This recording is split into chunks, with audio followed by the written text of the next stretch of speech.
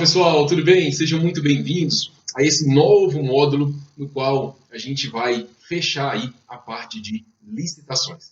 Eu preciso falar com vocês que é muito importante nós fazermos um paralelo entre a Lei de Licitações 8666 e a Lei 10.520, que trata do pregão.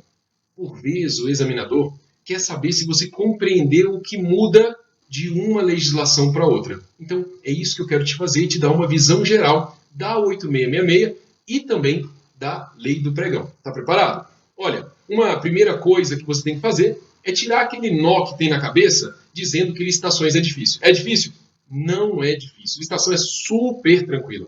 É a licitação que vai abrir as portas do serviço público para você. Ela vai garantir o novo crachá. Então vamos começar? Olha só, quando a gente fala lá da Lei 8666, eu preciso que você entenda que nós temos 5 etapas a seguir naquilo que a gente chama de fase externa, naquilo que é propriamente a licitação. Essas 5 etapas, elas compreendem, publicidade, habilitação, classificação e julgamento, homologação e adjudicação. Quando eu passar para o pregão, você vai ver que há uma inversão das etapas. Você já deve ter estudado isso. Ocorre uma inversão das etapas. Mas o que isso significa? Significa que a gente vai mudar a etapa 2 com a 3 e a 4 com a 5. É só você olhar aqui, há uma mudança nessas etapas. Mas, vamos lá. Como tudo começa? Olha, a fase externa, que é propriamente a licitação, ela começa com a primeira etapa, que é a publicidade. Esse início se dá com a publicação do edital. O artigo 21 da Lei 8666 vai falar que esse edital ele é publicado em diário oficial, em jornal de grande circulação. E aí a prova te pergunta, mas sempre com o edital? Não, porque nós temos lá no artigo 22, parágrafo 3º, a indicação da modalidade convite. E na modalidade convite nós não temos edital, é a única modalidade que não tem edital. Ela é tão simples, que é apenas uma carta convite, afixada em local apropriado e enviada a no mínimo 3 interessados. E a prova pode insistir, doutor. Então, é possível afirmar que a fase externa só começa com a publicação do edital ou com a publicidade da carta convite?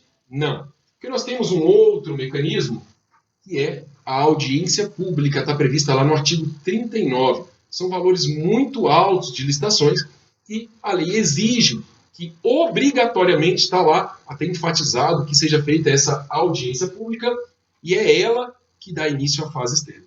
Muito bem, nós começamos a fase externa. Abrimos então a licitação. A primeira coisa que eu vou fazer aqui é receber os envelopes. Recebo os envelopes com documentos e com as propostas. Basicamente são 2 envelopes. Tem um caso que envolve a técnica e tem mais um envelope com a técnica, mas basicamente 2 envelopes. Eu começo com a habilitação. A habilitação é exame do quê? Documento ou proposta? Gente, é só lembrar da CNH. A sua CNH não é um documento? Então, aqui a fase de habilitação é a abertura dos envelopes com os documentos. Quais são os documentos, professor? Estão lá no artigo 27. Ele fala jurídico, técnico, econômico, fiscal, financeiro, trabalhista. Ele fala, artigo 27. Muito bem. Olhei os documentos. Algumas pessoas estão lá com toda a documentação, outras não. Começa uma briga e aí, quando eu encerro essa etapa, cabe recurso. Cabe recurso. A lei diz que esse recurso ele tem efeito suspensivo. A lei fala que ele tem um prazo de 5 dias úteis, mas na modalidade convite, só 2 dias úteis. Bom, passei dessa etapa, vou para a próxima. Qual que é a próxima? A próxima é a etapa das propostas. E aí, na etapa das propostas, o artigo 45 da 8666 vai falar para a gente qual é o critério para escolher a melhor proposta. Aqui, na verdade, eu vou olhar se o licitante me oferece o que eu pedi, que é o objeto. Eu vou verificar se o preço dele está de acordo com o valor de mercado. E depois eu vou analisar se a proposta dele é a melhor para mim. Como é que eu sei isso? Depende do tipo de licitação. Menor preço, melhor técnica e preço, maior lance e oferta. Está lá no artigo 45. Ok. Depois que eu fiz isso, novamente, cabe recurso. O recurso ele também tem efeito suspensivo. Prazo do recurso, 5 dias úteis, mas na modalidade convite, 2 dias úteis. Ok, depois de tanto recurso, tanta briga, a gente consegue então passar para a homologação dessa licitação, se for o caso. O artigo 49 fala para a gente que pode ser feita aqui uma revogação também, pode ser feita uma anulação se tiver uma ilegalidade, mas se tiver tudo ok, homologa. Homologa e depois adjudica. Adjudicar não é contratar. É só dizer para a pessoa, parabéns, você ganhou. Se eu for comprar esse pincel, esse aqui, desse jeito que está no edital, eu te chamo. Então, não é a contratação. Ok. Quem faz a homologação e a adjudicação? Quem faz sempre é a autoridade competente. Ou seja, o chefe. Ok? Bom, vamos para o pregão. No pregão eu também começo com a publicidade. Basicamente aqui é o edital. A lei do pregão chega a dizer que nas localidades onde não há diário oficial, basta publicar em jornal local. Mas veja, lá no decreto do pregão eletrônico, que você precisa saber, o decreto 5450, veja, pregão eletrônico.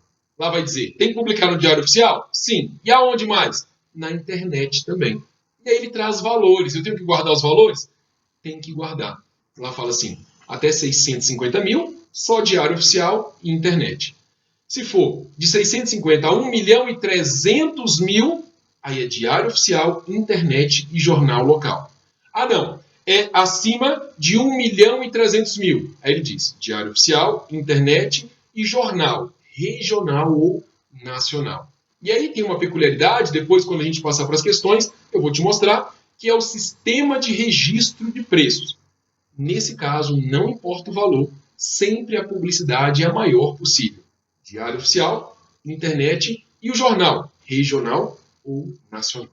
Muito bem, passei dessa etapa, vou começar a olhar os envelopes.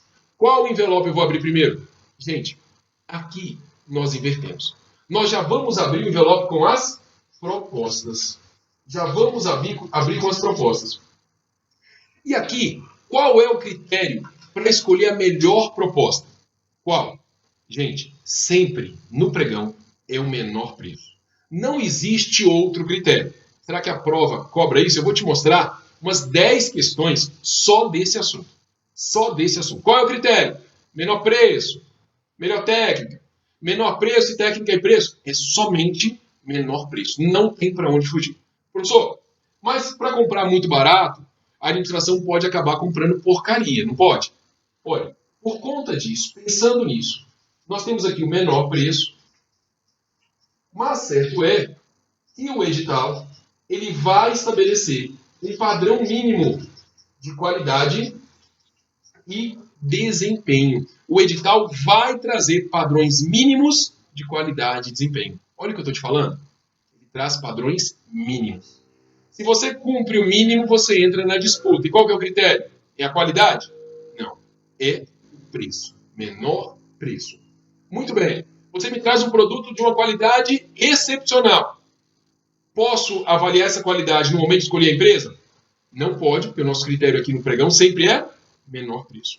Muito bem. Encontrei a empresa com o valor mais baixo. Abri os envelopes, achei o valor mais baixo. Eu passo para os documentos? Não, porque aqui a gente tem uma novidade. Aqui, na modalidade pregão, olha a novidade. Nós vamos ter uma etapa de novos lances. A lei do pregão diz que participam dessa etapa aquela pessoa que apresentou o preço mais baixo e quem está até 10% acima. Se não tiver pelo menos 3 pessoas nesse limite, chama os 3 primeiros colocados. Aí eles vão fazer novos lances, abaixando o preço, até que eu encontre a empresa vencedora. Encontrei ali o menor do menor preço, aí, gente, é que eu vou passar para a etapa seguinte e vou abrir o envelope com os documentos. Com os documentos. E aí vem um ponto. De todo mundo? Abra os envelopes de todo mundo igual aqui na lei de licitações? Não, gente, não. Você só vai abrir o envelope do primeiro colocado. Só do primeiro colocado. Veja como a gente ganha tempo. É, aliás, por isso que o próprio decreto do pregão eletrônico fala para a gente que o pregão é obrigatório no âmbito federal. E, preferencialmente, a forma eletrônica deve ser utilizada. Olha, ele é muito mais rápido. já começo com as propostas, escolhi a melhor, né, a menor que traga ali, que tem ali o menor preço. Dali, eu ainda faço um chorinho de novo, novos lances. Abaixei mais ainda, vou olhar os documentos de todo mundo? Não, só do primeiro colocado. Amados, aí é o seguinte, você percebeu que eu não falei nada de recurso? Eu não falei. Lá na lei de licitações, eu tenho um recurso depois da fase dos documentos, um recurso depois da fase das propostas. E aqui? Aqui você só tem uma única fase recursal. As provas vão falar de fase recursal única. E outras provas vão dizer, ele não tem fase de recurso. Mentira, tem. Só que a fase de recurso, ela é depois das propostas e depois dos documentos. É só uma fase. Interessante? Muito bom, né? A gente ganha muito tempo. Aí um detalhe. Professor, como é que é o prazo aqui? Aí é o seguinte. Quando eu olhei os documentos, vi que o documento da empresa está tudo ok, aí eu declaro que ela é a vencedora. Quando eu declaro que ela é vencedora, naquela sessão pública que eu estou analisando os documentos, naquele momento, as empresas têm a oportunidade de apresentar esse recurso, de interpor esse recurso. Então, a lei diz que a interposição ela é imediata e motivada. O cara vai gritar lá no meio da sessão, opa, eu quero recorrer. Ele diz, na hora que ele quer recorrer. Interposição imediata e motivada. Se ele não gritar lá na hora, se ele não constar que quer recorrer, ele perde o direito ao recurso. E aí as razões, olha que interessante, a lei diz que ele pode levar em 3 dias. Atenção para isso, 3 dias. Várias provas vão falar 3 dias úteis. Não, a lei só falou 3 dias. Então, são 3 dias corridos. Ok? Tem prova que vai dizer que o prazo é de 15 dias. Tem prova que vai dizer que a interposição e as razões do recurso são entregues em 3 dias. Não. Interposição imediata, razões em 3 dias. Ok? Um ponto específico, eu achei numa prova de 2014. Esse recurso tem efeito suspensivo? Há uma grande crítica a esse ponto, mas já teve uma prova do CESP dizendo que esse recurso não tem efeito suspensivo e o gabarito foi verdadeiro. O fundamento está num decreto do ano de 2000, que é o decreto 3555. Tá? Então lá diz que esse recurso não tem efeito suspensivo, diferentemente desses dois aqui de cima. Ok? Muito bem. Passei dessa etapa. Agora, note que a gente inverteu também a etapa aqui. Olha, primeiro é a adjudicação e depois a homologação. Mas por que a lei fez isso? Porque, olha só, quem homologa e adjudica, na lei de licitações, sempre é a autoridade competente, que é o chefe. No pregão, não é assim. Olha só, quem adjudica, a regra é que a adjudicação é feita pelo próprio pregoeiro. Essa é a regra. Pelo próprio pregoeiro. Além de assim, somente se houver esse recurso, é que aí a adjudicação é feita pela autoridade competente. Então, a exceção é que é feita pela autoridade competente. Então, guarde isso. Se não tem recurso, quem adjudica? O pregoeiro. Tem recurso, aí quem vai adjudicar é o chefe, a autoridade competente. E a homologação? Aí não tem dúvida, porque a homologação é sempre pela autoridade competente. Então aqui você já tem uma visão ampla de cima da Lei 8666 e da Lei do Pregão. No próximo vídeo, nós vamos começar a falar da parte 1. Eu chamei de parte 1 no Pregão. Aí eu vou dizer qual é o âmbito de aplicação da lei, qual é o caso que eu uso o pregão, quando eu não uso o pregão, qual é o critério, eu vou detalhar um pouco mais sobre o critério. A gente se vê no próximo vídeo. Até mais. Tchau!